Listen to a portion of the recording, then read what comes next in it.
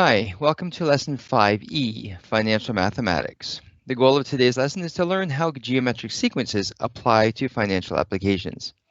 So we just saw geometric sequences in the past couple lessons. The last lesson was in terms of growth and decay. We're going to be looking now at financial applications where we look at maybe compound interest. Yes, we do, because look at it down here at the bottom. And we'll be looking at a few other aspects of geometric sequences and how they apply to finances. So we have principal, which is one of the main words of the terminology that we're going to be using. That's the amount of money that's either borrowed initially or perhaps even invested. The interest is the money that you earn from investing. Basically, when you invest money, the people you invest it with take your money and then they go and play with it, and they make all these like high transaction trades and whatnot. So they're paying you back a little bit for allowing them to play with your money. The interest rate is the growth rate that interest will be paid back to you. And the amount, well, that's the final amount. You always have to keep in mind that that's actually a final amount of the investment at the very end of the compound interest period. So let's take a look at compound interest. Now you can read all this at your leisure. Effectively, we're saying that if we were to use, if you're going to invest $1,000 in a bank on the first day of some investment, and you receive 2% interest per annum, well, per annum means per year on the principal, then you're going to get some interest back compounded each year. And so in that 1 year, obviously you're going to have your initial investment, the $1,000 in your account, plus you're also going to have 2% of that principal as interest. So it's going to be added on. So you'll end up having 102% of your principal amount in the account at the end of the first year. As we've seen in past instances, that 2% gets written as a decimal as 0.02, and we add that to the 1 because the 1 takes into account of your initial $1,000 or the initial principal that you invest. So after 1 year, you would calculate the 1,000 multiplied by 1.02, and that's going to equal $1,020. So after 1 year, your $1,000 has grown to $1,020. And the 1.02 is called the multiplier.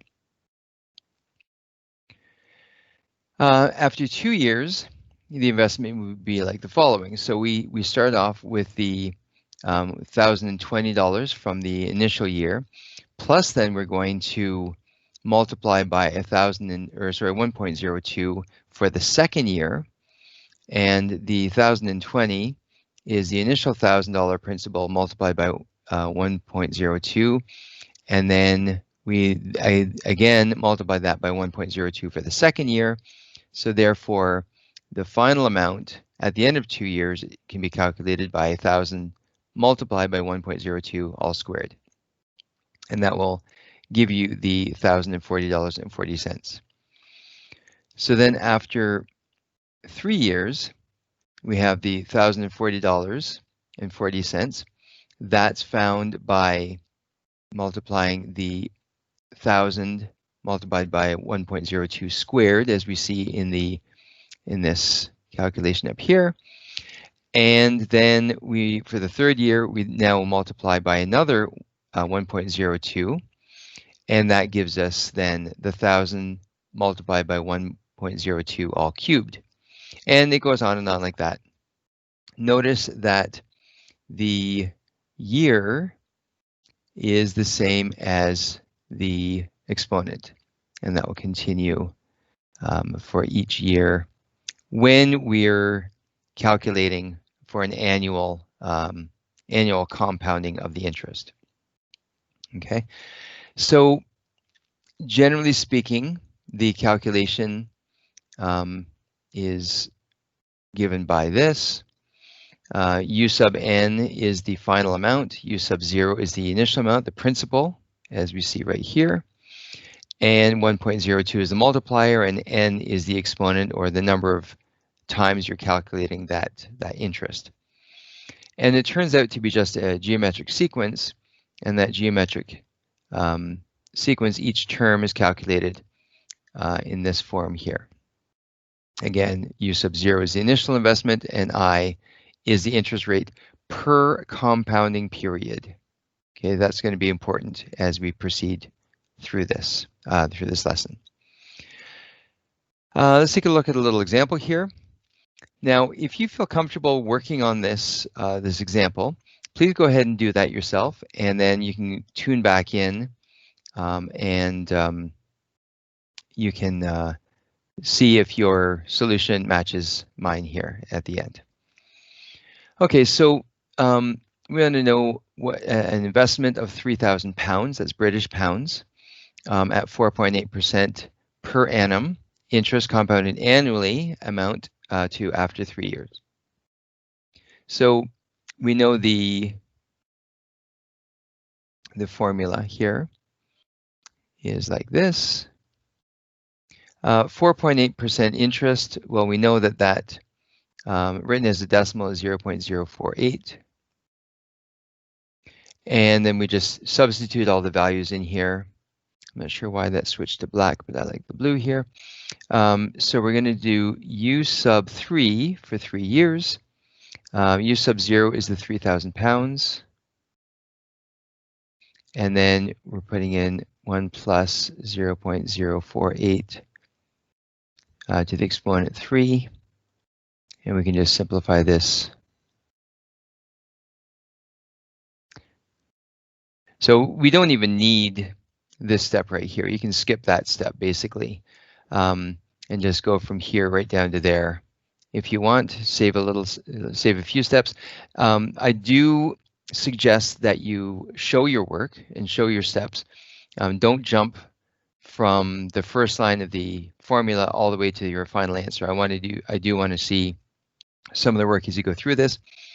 And then if you were to put that in your calculator, you would see this equals 3,453.0677 pounds, which is approximately equal. And because we're dealing with money, we want to round this to 2 decimal places. So that gives us, and can I write this? Something like that. 3,453 pounds and 7 pence. Okay, we just round that to 2 decimal places due to the monetary context here. Now we'll move on to this next example here. I'm also going to show you on the web at EMU, the graphing calculator, again, how to do these. And there's just a little trick here you may not know, but I'll just show this to you anyhow. So in this case, $20,000 is invested at 4.8% per annum interest, compounded quarterly. Okay, this makes a big difference now in the amount of interest. So this 4.8% is per annum, so that you get 4.8% for an entire year. But if it's compounded quarterly, we have to now get the quarterly rate. So if you take the decimal value of 4.8%, well, that's per year, but quarterly is 4 times per year. So we have to divide this by 4 to get the quarterly rate. And then once you divide that, the quarterly rate is 0.012. Okay, now the other thing is, if we're investing for 1 year, well, that 1 year, our n equals 1. But if it's quarterly, it's actually going to be, our exponent is going to be 4n, or the what we're actually going to be, the compounding will be done 4 times. Okay, so our final amount, I'll just write out the formula briefly here, to the exponent n. So our final amount is going to be after 1 year, but the compounding being 4 times, that n is going to be 4n. And so we've got 1 plus I, well, the I is 0.012 for the quarterly rate. And we're doing this for 1 year, but we're compounding the interest 4 times in that year. So our final amount will be calculated like this, 1.012 to the exponent 4. Okay, so I'm going to now switch over to the Wabbit emu for a second, and bear with me. Okay, and so we'll just turn this on. And so the investment is going to be 20,000 multiplied by, and I'll put this in brackets just to kind of keep things separate, 1.012 to the exponent 4. And then I'll use the right arrow to bring the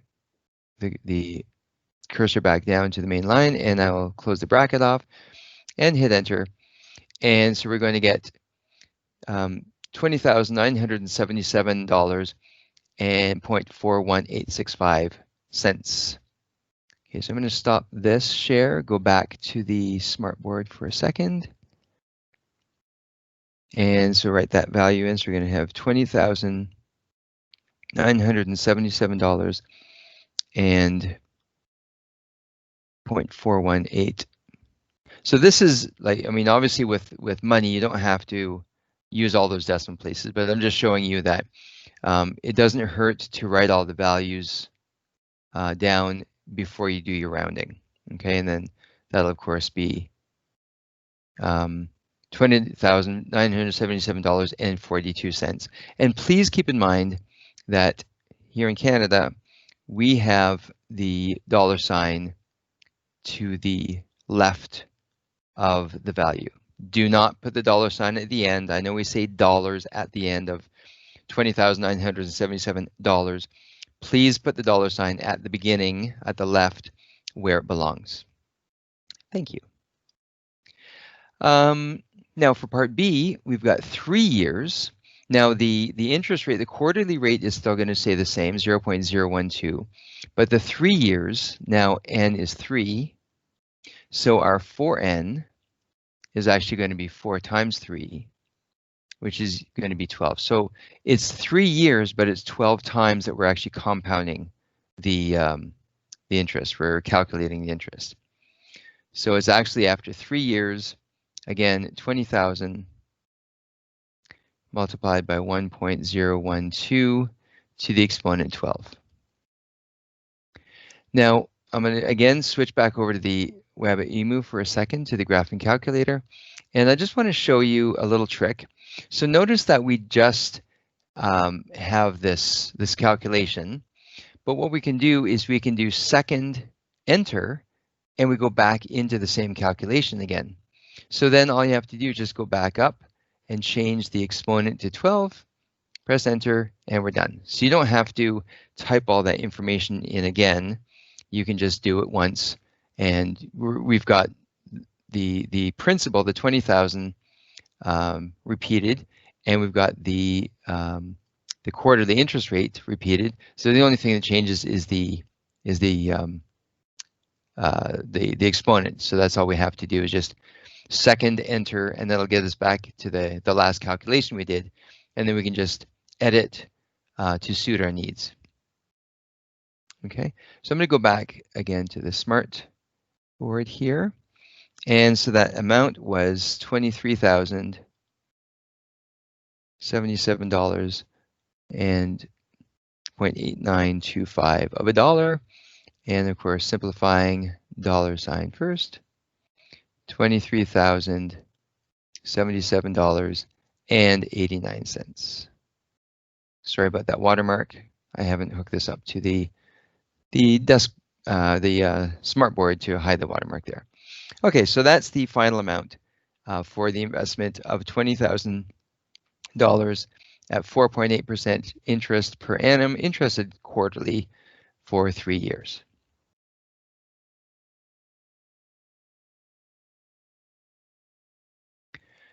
How much should I invest now to yield $25,000 in 3 years' time? If the money was invested at a fixed rate of 4.2% per annum compounded quarterly. Again, we're compounding quarterly, so the formula, I always like to start off with the formula just to make sure I've got everything in order. So the interest rate is 4.02, or sorry, 4.2%, so it's 0.042, and it's compounded quarterly, so we have to divide that by 4. And so that is 0.0105. And so then, so I want to know, well, 25,000 in 3 years' time. Well, we don't know our principal, our how much should I invest now? That's the that's our principal amount to yield 25,000 in 3 years' time. So the 25,000 is our final amount. We don't know this, and this is 1.0105, and it's 3 years' time compounded quarterly, so that would be 3 times 4, so that's going to give us 12 compounding. So then the initial amount that we have to invest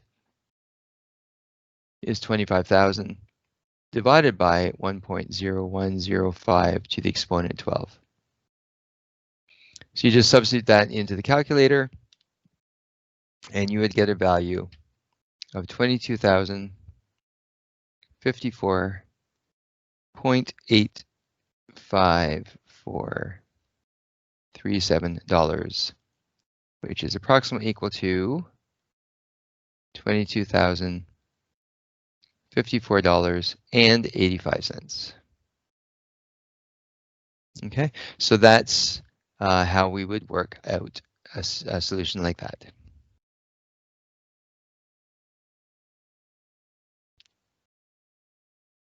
Inflation. You might have heard of inflation in the past. Basically, it's the rate at which all costs increase. So cost of goods, things that you buy, cost of services,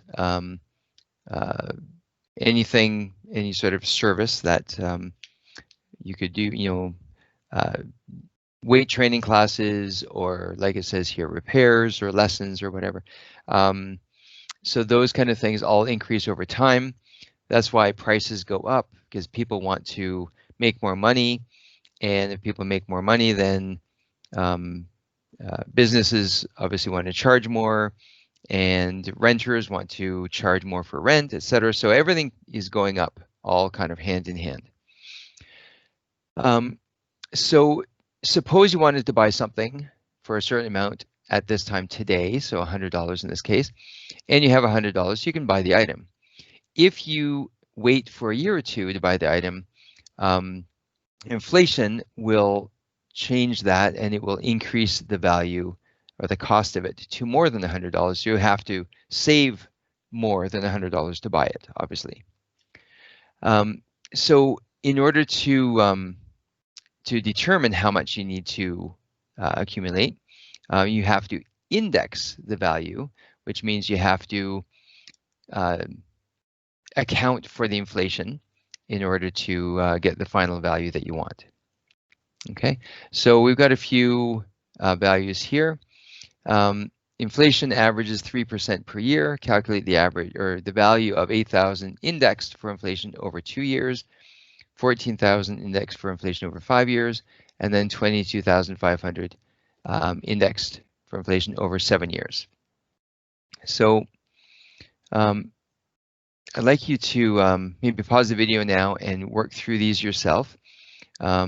So the final amount again, is going to be, and for part A, so I'll just show you the first setup and then you can do the rest yourself.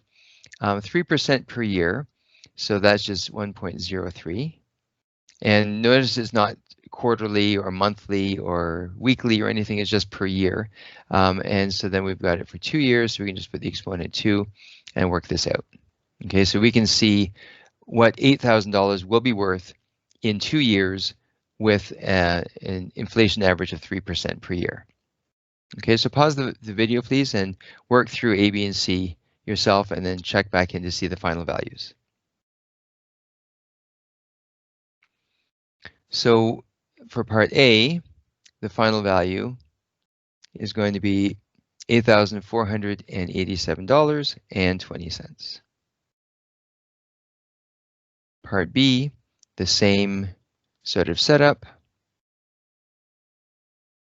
1.03 to the exponent 5. That final value is going to be $16,229.84. And for part C, I'll just write the final amount here, will be $27,672.16. So if you wanted to buy something that costs $22,500 now, and then you wait for 7 years to buy it, you'll have to then pay $27,670.16 to buy that same thing.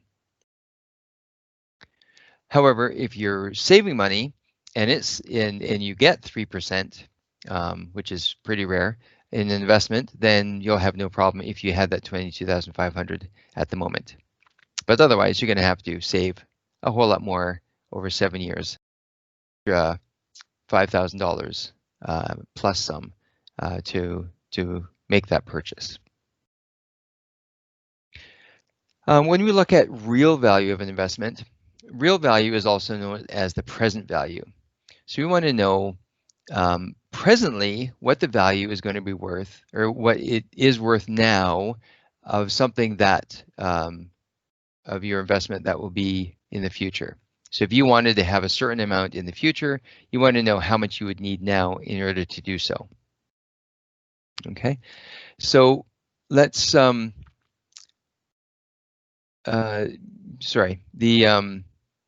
order to determine the value of an item indexed to inflation, we're going to multiply the value by the inflation multiplier, but to calculate the real value, or the present value, the present day value, we're going to divide the future value by its inflation multiplier to get that. All right. So for part A, we want to calculate the value of this investment after 3 years. So Ernie is going to invest $5,000 in an account for 3 years, 3.6% per annum interested compounded quarterly, and the inflation over the period averaged 2% per year. Okay, so we don't have to worry about the inflation just yet. We'll take care of that in part B. But for part A, we're going to be looking at the final amount, and it's for 3 years. And so I'm just wondering, should we, if it's a geometric sequence, we could put 12 here. If it's just for 3 years, if we know n is 3 for 3 years, we could just put a 3 there, as long as we have our exponent listed correctly. So the initial principal is 5,000, and it's 3.6%, so it's 0.036 quarterly. That's going to be 0.009 is going to be the quarterly rate of interest. And it's going to be 4n, so that's 4 times 3, so that's going to be 12 in the exponent. So when you work all that out, so the investment of $5,000 in 3 years is going to be worth $5,567.84. Okay, so now if we wanted to find the real value of the investment, so if we take that final amount and we see, well, what would that value amount be today if we account for the indexing of inflation? Okay, so all we have to do is our present day value, so they call it the real value, but that's like the present day value.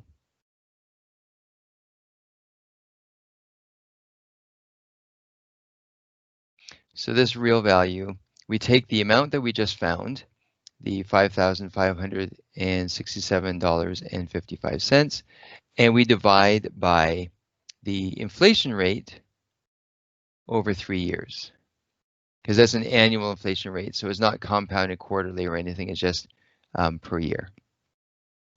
And so we divide that out, and that gives us a value of $5,246.43, which means that if we had $5,246.43 now, the inflation rate would increase that amount to $5,567.55.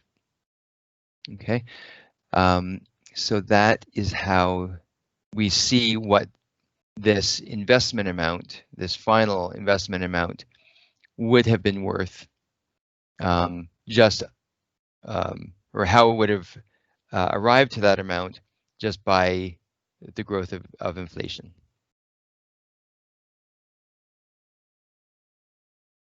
Now we look at depreciation.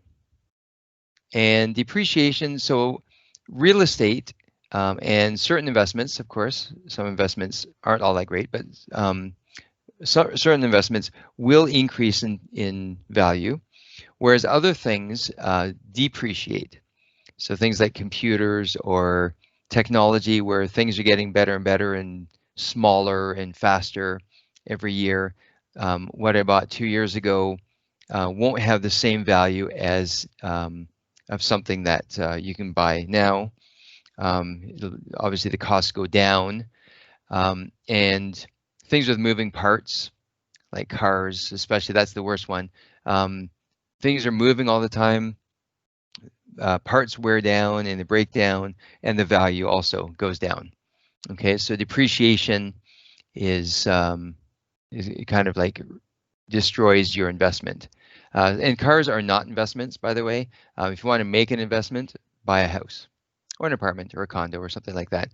Cars are not investments. They're cool to have around, and they're very handy, but they're basically money pits. So be careful before you just jump into buying a car. So in past situations, we would have a plus sign here. But as we saw also with the population of the Erraticas a couple lessons ago, it was we put in the decrease because the population was decreasing. So it's 1 minus the amount that it's decreasing by, because that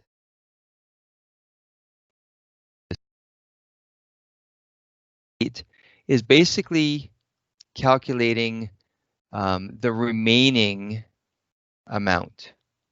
Okay, so the remaining amount is the final amount. Okay, so then that whatever we try to find is what's remaining after time. Okay, so it's not how much is going down by, it's how much it's the value of it at any certain time afterwards. Okay, so let's take a look at this example here. So a tractor is purchased for, and that's the sign for euros, of course, 110,000 euros, depreciates at 25% per annum for 5 years. Find its value at the end of this period. So if we know that it depreciates at 25%, how much of the value remains? Well, if it's going down by 25%, then 75% of the value is remaining. So you would substitute 25% or 0.25 in for D in that formula, and then when you subtract from 1, you get 75%, or 0.07 or 0.75. So the amount after 5 years, our initial amount is 110,000 euros, and is 1 minus 0.25, which leaves us with 75% of the value, and that's calculated over 5 years. And when we make that calculation, we see that the final amount,